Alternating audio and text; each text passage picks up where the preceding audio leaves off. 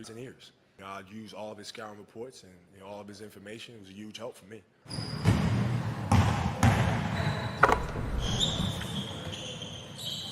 Today we're going to take a look at Anthony Edwards. 10 clips in the playoffs thus far. I want you to pay attention to three things.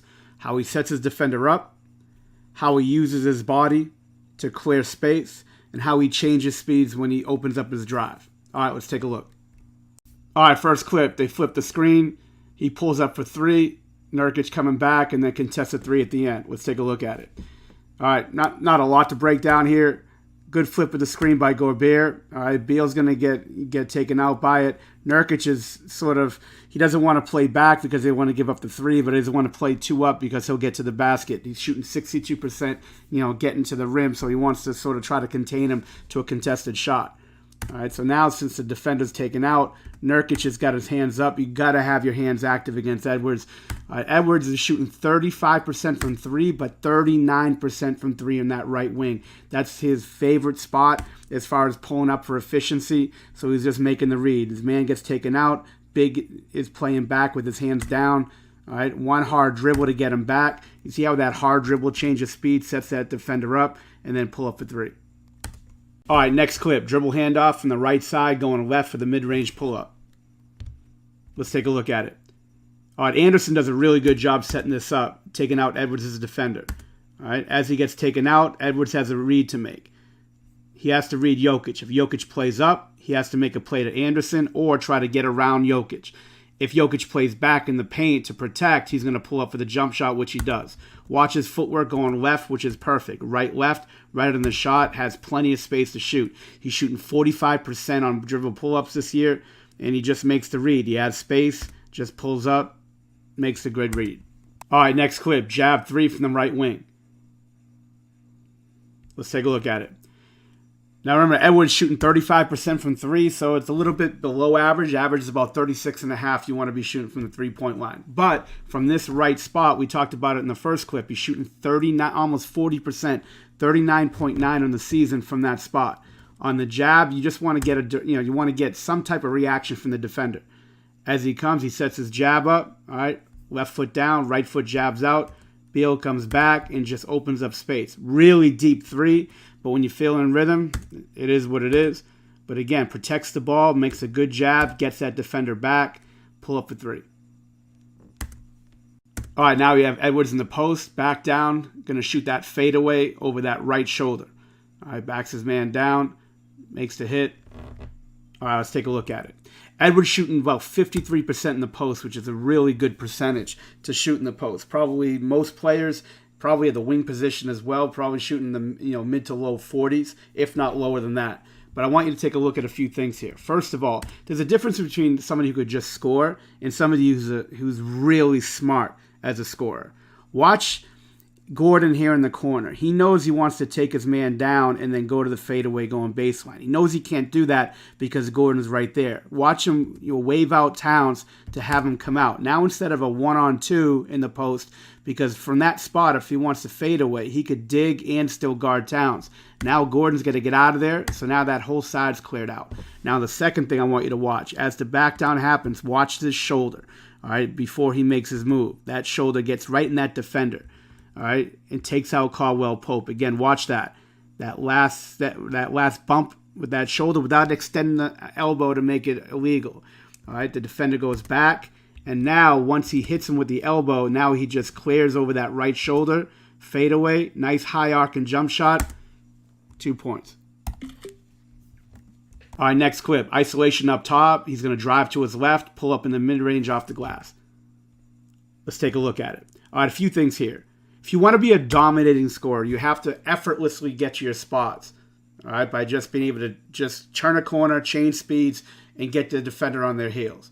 Here, there's a couple of things. Watch the change of speed on the drive to get him on his hip. Second thing, as Grayson Allen tries to hand check and put his hand on his hip, watch Edwards put his arm over Allen's.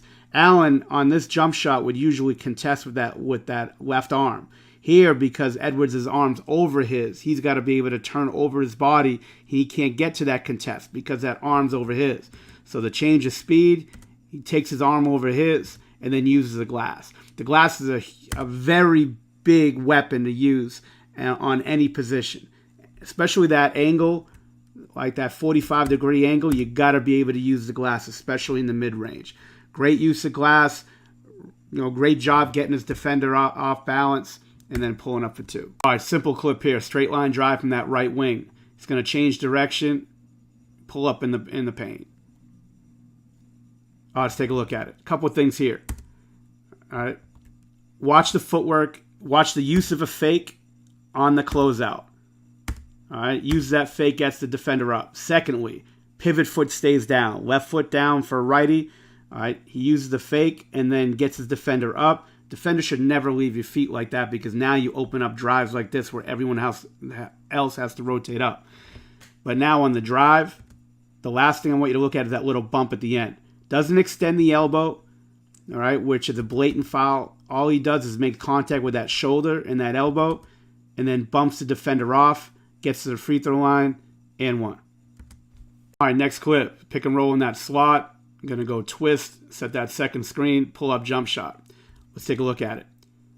Anytime a defender goes under and you don't have that 3-point shot right away, you have to be able to flip that screen and be able to go the other direction for the pull-up jump shot. Edwards is a really good scorer in pick and roll, shooting 50% on the year, which is a very efficient number to shoot. Also, just a great read here. Gobert sets the screen. Reggie Jackson's going to go under. All right, on this, instead of just shooting the deep shot, which he can get, the defender can get through, they flip that screen, set it again, and then pull up in the mid-range. Remember, 50% scorer in pick and roll, 45% pull-up jump shooter. So very efficient on both numbers, just being able to read that defender. So again, that defender goes under, resets the screen, pull up in the mid-range. All right, next clip. Mid pick and roll, switch. It's going to change direction right to left and get to the rim. All right, shooting 63% at the rim, which is very, very efficient, for a wing player or any position. But just the setup here on the change of direction and change of speed as Durant comes in the switch. Watch him just sort of set him up slow and then finish him fast with that tight dribble. Doesn't waste a lot of time and space and just makes the move go into his left. But again, slow to fast, tight, gets to the basket, finish. No defender.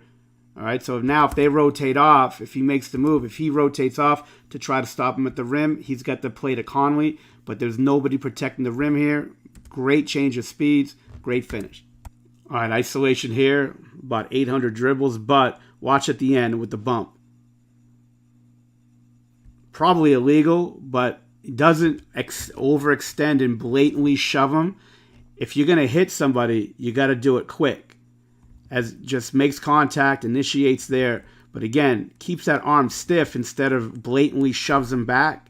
Referee doesn't call it, but if you're going to try to hit people and initiate contact, you got to do it quick. You can't do it blatantly, and you got to be able to initiate to create space for your shot.